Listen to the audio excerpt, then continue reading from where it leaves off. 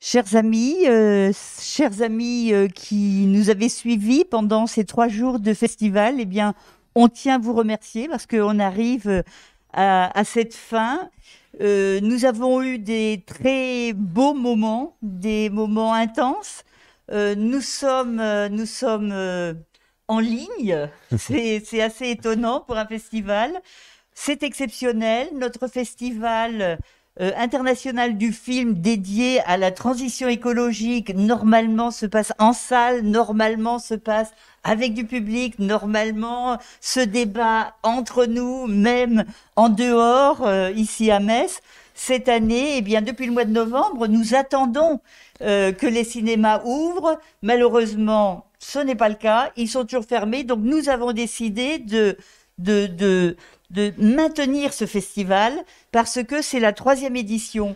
C'est par respect envers les réalisateurs qui nous ont fait confiance en nous envoyant leurs films, une soixantaine de films, par respect à nos amis du comité de sélection qui ont visionné ces 60 films, qui ont sélectionné, on les remercie, ils sont là aussi par respect et puis pour fidéliser, vous public, parce que ce festival, nous avons envie que vraiment il marque en France, il marque en Europe. Ça doit devenir le festival de l'écologie. Moi, je dis toujours, le Cannes, Metz sera le Cannes de l'écologie. Alors, merci surtout à notre président Dominique Hennequin, qui nous suit, qui nous accompagne maintenant depuis un certain nombre de mois. Donc voilà, nous arrivons au terme de cette aventure qui est une aventure inédite et je tiens à le souligner grâce aussi à la plateforme Imago, il faut le dire, bravo, on n'a pas eu de soucis. Donc c'est assez extraordinaire, c'est extraordinaire et ça doit le rester.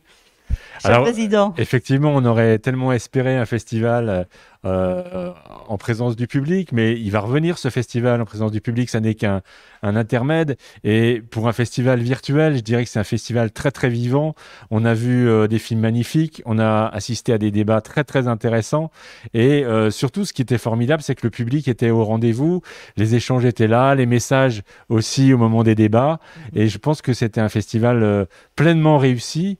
Bravo à tous les bénévoles, à tous ceux qui ont organisé ce festival que je vois là derrière la caméra, parce que il y a toute une équipe formidable qui s'est investie pendant toutes ces journées pour réussir ce rendez-vous. Et je crois que tout le monde était au rendez-vous et bravo. Mhm. Et je tiens à souligner aussi qu'il y a vraiment des points positifs parce que nous avions du mal, les amis derrière, à faire venir les réalisateurs lors des premières et deuxième éditions. Et là, bon, par la magie des ondes et des flux, comme ils disent, eh bien, nous avons été en relation directe avec la Suisse, avec Buenos Aires, avec la RDC, avec Lomé, etc. Donc, c'était quand même vraiment un festival extraordinaire en ce sens. Une fenêtre sur le monde de l'écologie, avec des films très engagés, et puis des films qui nous ont aussi montré beaucoup le chemin dans cette thématique de l'agriculture. Et voilà, je pense que c'est un peu ça le but de ce festival, c'est aussi de donner des solutions, de montrer un chemin possible pour l'avenir, de ne pas dire que tout était malheureusement négatif sur cette planète, mais qu'au contraire, avec beaucoup d'espoir, on peut réussir un autre monde. Mhm. Donc voilà, c'est vrai que on aurait aimé récompenser tous les films parce que chaque film avait quelque chose de touchant, de passionnant. Mais c'est la règle du jeu. La règle du jeu est telle que, eh bien, il faut choisir. Donc cette fois-ci, de manière exceptionnelle aussi, nous avons réduit à 3 prix. Et donc c'est le président, à vous l'honneur pour présenter ces prix. Alors, j'ai l'honneur de vous présenter les 3 prix du festival. Le premier prix, c'est le prix Noé Noah. Et je voudrais appeler Élise Gauthier pour nous rejoindre. Élise Gauthier de Noé Noah, mettez-vous là. Voilà, on va vous donner un micro. Est-ce que vous pouvez nous expliquer un peu ce qu'est Noé Noah et pourquoi vous avez participé à ce festival?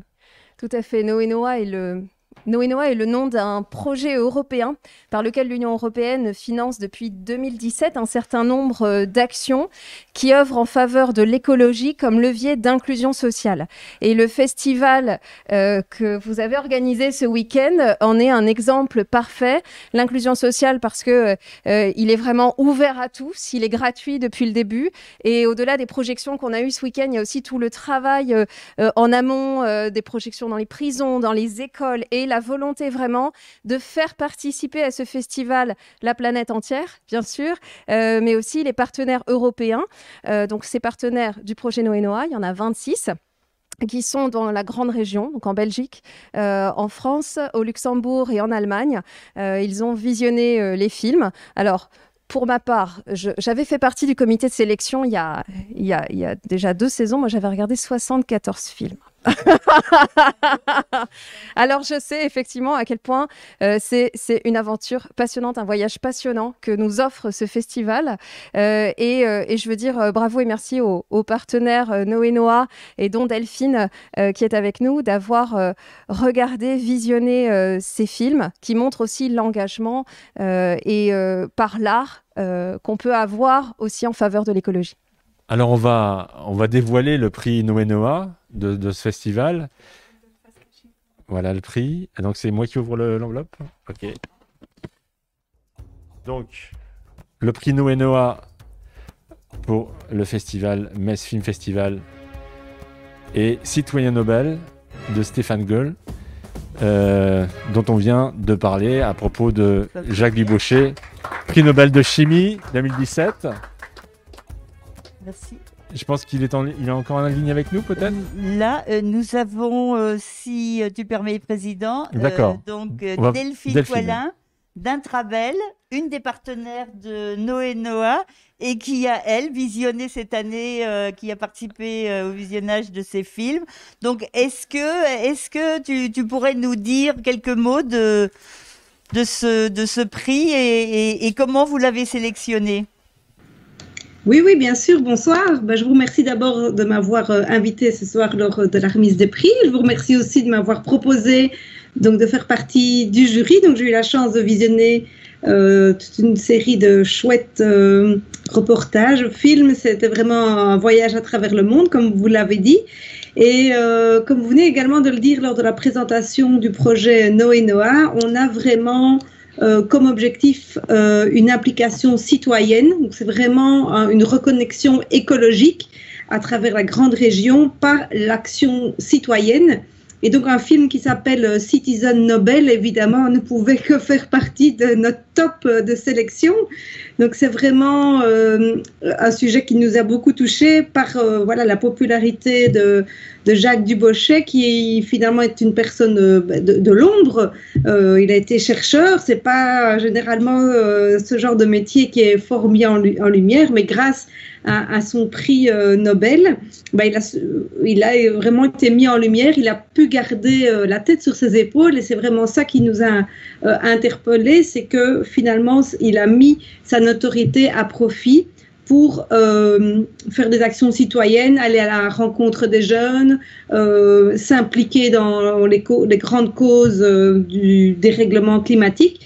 Et donc finalement cet homme est resté simple, mais en même temps sa notoriété mondiale a vraiment permis de faire bouger certaines choses. Et voilà, c'est vraiment pour son implication citoyenne qui rentre tout à fait dans les objectifs du projet Noé-Noah que nous avons tourné notre choix vers ce film. C'était pas simple, parce qu'il y en avait d'autres très chouettes, mais voilà, c'est quelque chose qui est aussi très proche de nous, qui nous parle en tant que citoyen. Et puis voilà, c'est pour toutes ces raisons, je pourrais encore épiloguer, mais je n'ai pas une heure devant moi. Merci beaucoup. Il se trouve que le réalisateur était avec nous en ligne tout à l'heure pour un débat, donc on l'a gardé avec nous et on aimerait avoir sa réaction pour ce prix. Bravo. applaudi tout à l'heure, mais j'avais oublié de mettre mon micro. On m'a pas entendu. Une petite réaction peut-être? Oui, une réaction, c'est super, merci, c'est cool, c'est un grand honneur. Et puis, un honneur que je vais immédiatement partager avec Jacques Dubochet, qui, comme je l'ai expliqué tout à l'heure, est sur des barricades, juste là maintenant, en train de défendre une ZAD face à une intervention policière qui devrait avoir lieu ces toutes prochaines heures ou ces prochains jours. Donc, je vais partager ça avec lui et c'est super parce que c'est vraiment, nous c'est très touchant pour nous aussi que le film puisse avoir un écho comme ça au-delà des frontières de la Suisse romande et puis voilà, enfin c'est un personnage qui continue d'être même si il vieillit, il est un peu fatigué, il a quelques problèmes de santé maintenant, mais c'est un personnage qui continue à être extraordinairement engagé et par là même, je pense que c'est un symbole que l'engagement doit être porté par tout un chacun. Merci en tout cas, merci beaucoup. Bravo en tous les cas. On est très heureux de vous remettre ce prix, on va vous l'envoyer. Voilà. Et vous lui transmettrez nos amitiés et notre invitation à venir à Metz, on l'espère, dans quelques mois. Je vais le faire. Merci et bravo encore. On va passer à un prix qui n'a encore jamais été donné dans ce festival, qui est un nouveau prix, le prix du public. C'est donc un prix qui a été remis directement par le public virtuellement en nous envoyant des votes par Facebook et par le site internet. Et on va le découvrir, je pense, tout de suite, ce prix du public. Merci Anan. Alors voilà l'enveloppe. Pour le coup, je vais l'annoncer. Donc le prix du public est remis à Empathie de Ed Antora. Alors on peut dire un petit mot sur ce film espagnol. Donc c'est l'histoire en fait du réalisateur lui-même à qui on demande de réaliser un film sur la condition animale. Il n'y connaît rien et puis il part à la découverte de ce thème de la condition animale et ça va bien évidemment remettre beaucoup de choses en cause dans sa propre vie. Voilà, c'est un peu la thématique de ce documentaire qui visiblement a plu au public pour ce premier prix du public. Voilà, donc très félicitations bien à Ed Antora. On va aussi lui envoyer le prix et puis on va passer au troisième prix. Mais auparavant, on va parler de ce coup de cœur avant de remettre le grand prix du festival. Mention spéciale que nous allons remettre à... alors, nous allons remettre à qui? Voilà, peut-être... tu peux peut-être nous dire... Donc, le coup de cœur du festival pour les 2 courts-métrages est remis à Florian Ledoux, qui est photographe et qui a fait 2 courts-métrages qui s'appellent I'm Fragile et I'm Vital. Voilà. Donc c'est tout un travail fait à partir de photographies sur l'épaule, photographie aérienne sur l'épaule, et qui nous montre la beauté mais aussi la fragilité des pôles. Et donc c'était une mention spéciale, un coup de cœur du festival pour ces 2 courts-métrages. Alors, ce qu'on peut dire de lui, c'est qu'il s'excuse. Nous étions, et surtout Catherine, la déléguée du festival, était en relation avec lui. Malheureusement, il est loin, il est près des pôles, justement, au Groenland, et ne reviendra que le 4 avril. Mais il est enchanté d'avoir participé à cette... il n'est pas en compétition, mais à cette sélection. Et nous nous sommes servis de ces images pour la magnifique bande-annonce qu'ont réalisé nos tribus. Et donc, vous pouvez toujours voir ces images magnifiques des pôles. C'est très court, mais c'est magnifique. Voilà. Et puis, on va remettre cet aquablié, qui est le grand prix du festival. Et je vais avoir l'honneur de vous annoncer le grand prix du festival pour cette édition. Il n'y a pas de roulement de tambour.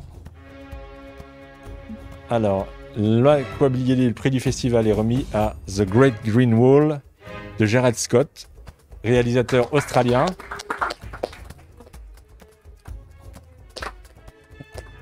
Alors ce film raconte le voyage d'Ina Modja, chanteuse africaine qui part découvrir ce qu'est cette grande barrière verte en partant du Sénégal jusqu'à l'est de l'Afrique.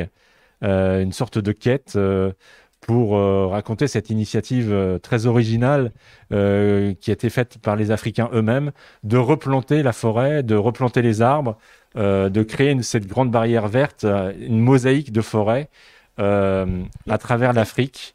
Et c'est un film qui nous a beaucoup plu à nous ici au festival cette année.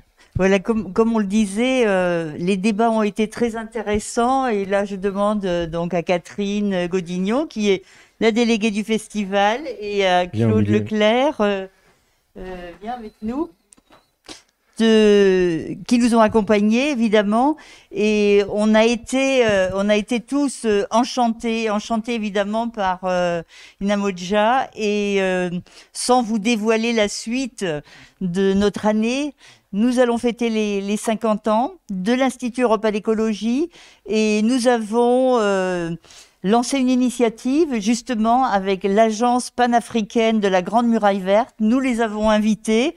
Bon, c'est un peu difficile, là, la Mauritanie. Normalement, ils auraient dû être en direct avec nous, mais voilà, il y a quand même quelques petits soucis.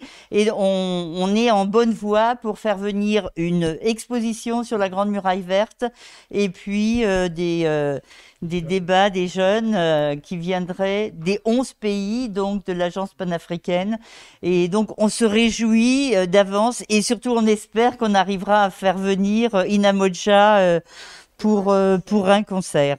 Mais je pense que le mot de la fin, on va le laisser à notre déléguée du festival, Catherine Godignon, pour qu'elle nous présente la séance suivante, parce que ça y est, l'édition 2020 est terminée, et voilà. Et pour 2021, on espère bien évidemment retrouver les salles de cinéma, parce que c'est quand même notre ADN d'être en public et dans les salles, parce que le ressenti n'est absolument pas le même. Donc notre 4e édition se déroulera du 15 au 21 novembre 2021, et dès demain, nous nous attelons à l'appel à films, puisque c'est quand même un process assez long, et donc nous attendons que des réalisateurs, des distributeurs, des producteurs nous envoient des films, toujours sur notre thématique bien évidemment de la transition écologique. Donc nous vous donnons rendez-vous en présentiel. J'aurais horreur de ce mot, mais là j'en trouve pas un autre, parce qu'à force de l'avoir entendu, j'ai l'impression, voilà, avec le public, j'ai l'impression d'avoir sans arrêt ce terme dans les oreilles. Donc avec le public, du 15 au 21 novembre 2021 au Cinéma Club de Metz. À très bientôt, et merci à tous d'avoir participé. Et moi, je trouve que ce serait super qu'on invite tous ceux qui ont permis ce festival. Anan. Alors, nos techniciens. Charles. Alors, nous avons Anan, qui est avec nous à l'Institut. Mets-toi bien au milieu, Anan. Anan, là. On nous a assez vus, nous. Anan, voilà, qui a fait un travail remarquable. Charles Florentin, qui a également fait un travail remarquable, qui s'est chargé de la sélection. Il était responsable du comité de sélection des films. Lisa Lou, qui était à la technique également. Alors Lisa Lou, moi je suis pas très tout ce qui est ligne, je sais pas trop, mais Lisa Lou a été absolument indispensable. Et Arnaud. Oui, j'ai oublié la caméra. Et Arnaud, donc, pareil, qui, grâce à lui, on a pu diffuser notre festival sur Imago TV. Et on remercie bien évidemment Imago TV. Donc, sans tout... Merci à Nicolas, oui, voilà, sur Imago TV. Donc, sans toutes ces personnes, eh ben, on n'aurait pas réussi à faire ce festival. Voilà, merci à tous. Ah, et oui. À très bientôt avec le public, alors. À très bientôt avec le public, voilà. Et voilà. Au revoir. Au revoir, merci Catherine.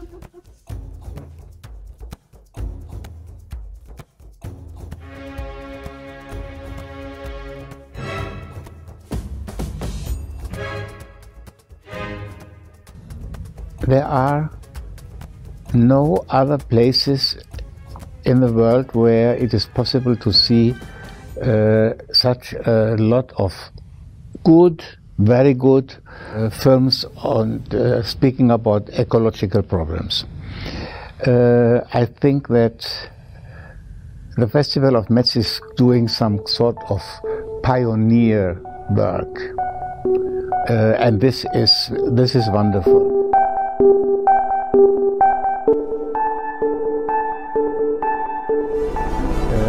It can be a big event in a few years about ecological situation in our world because it concerns us all.